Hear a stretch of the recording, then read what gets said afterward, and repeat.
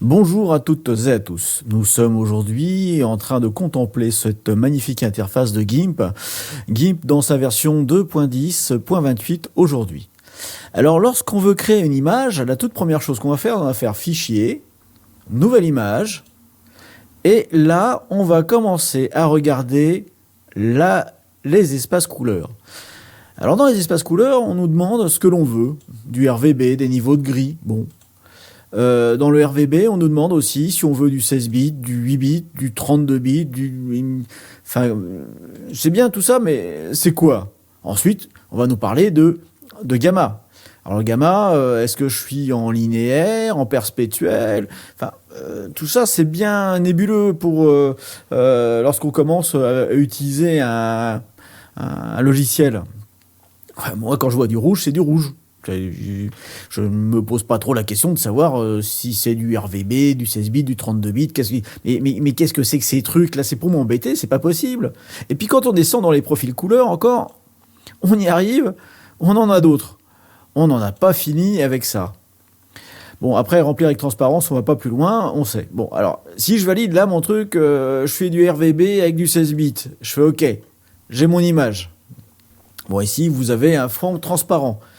Un fond transparent, c'est un canal alpha. Tiens, on m'avait pourtant dit que c'était du RGB. Alors RGB, c'est rouge. G comme en anglais green, donc vert. Et B comme blue, bleu. Donc rouge, vert, bleu. C'est quoi cet alpha intransparent? C'est-à-dire qu'une vitre a une couleur. Ah bon, d'accord. Ok, bon. Alors on a du transparent.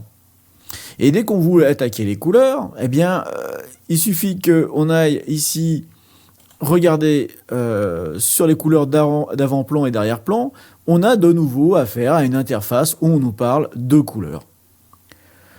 Bon, ok. Donc là, je peux choisir des couleurs, j'ai des pipettes. Et puis si je regarde tout en haut, je vais avoir différentes présentations de ces couleurs que je peux voir avec des notations différentes. Ça devient de plus en plus perturbant. Alors, on en avait parlé lors de la pipette sur l'échantillonnage de couleurs, et on avait vu aussi que on pouvait avoir d'autres formes de couleurs. Donc, on avait des palettes. Alors, ça c'est voilà, on avait des palettes qu'on pouvait voir. On avait des palettes indexées. Et puis, si je regarde bien dans GIMP, eh bien, je vais avoir ici tout un onglet couleurs où j'ai énormément d'informations. Eh bien, c'est ce que je vais vous proposer de découvrir dans les prochains tutos. On va y aller pas à pas. On va voir un petit peu déjà ce qu'est une couleur au niveau numérique. Parce que, en fait, vous allez vous apercevoir que les couleurs fournies par un ordinateur ou les couleurs que vous voyez dans la vraie vie ne sont pas la même. Il y a des couleurs additives et des couleurs soustractives. Alors, ne paniquons pas. Ceci est juste une introduction. Donc on va voir qu'on a différentes options avec des balances de couleurs. On va pouvoir enregistrer des réglages. Alors moi je le fais que très rarement, voire jamais. On va voir comment on peut ajuster certains tons, certaines parties. Alors ça c'est un boulot que GIMP fait, mais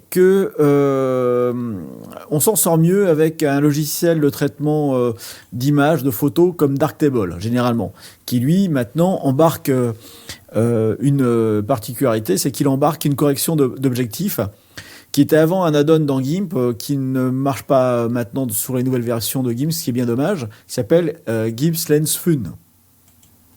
D'ailleurs, si on va regarder ce logiciel que vous connaissez bien, j'en ai déjà parlé avec le dématrissage d'un RAW, c'est Darktable. Donc Darktable permet de faire des retouches d'images au niveau des couleurs, de la correction prismatique et pas mal de choses. Donc notre pauvre GIMP est quand même équipé pour faire des retouches sur les couleurs. On va donc pouvoir jouer sur les températures, les teintes, saturation. On va pouvoir créer des palettes. On va pouvoir gérer, alors c'est plus de la couleur mais de l'exposition. Et on verra aussi comment on peut à partir de... Enfin, j'ai déjà fait un tuto sur le sujet, comment coloriser une image au niveau de gris pour les passer en couleur. Vous trouverez ça sur la playlist, alors pas pour les débutants, mais l'autre playlist. On va voir en fait les niveaux, les courbes, à quoi ça sert, comment ça fonctionne, parce que finalement on a des courbes, on se demande bien à quoi ça sert. Ici on a rouge, vert, bleu, alpha, bon, tout ça, il y a pas mal de choses à connaître. Et j'espère que à l'issue de cette série où on va parler couleurs, eh bien ça sera un petit peu démystifié.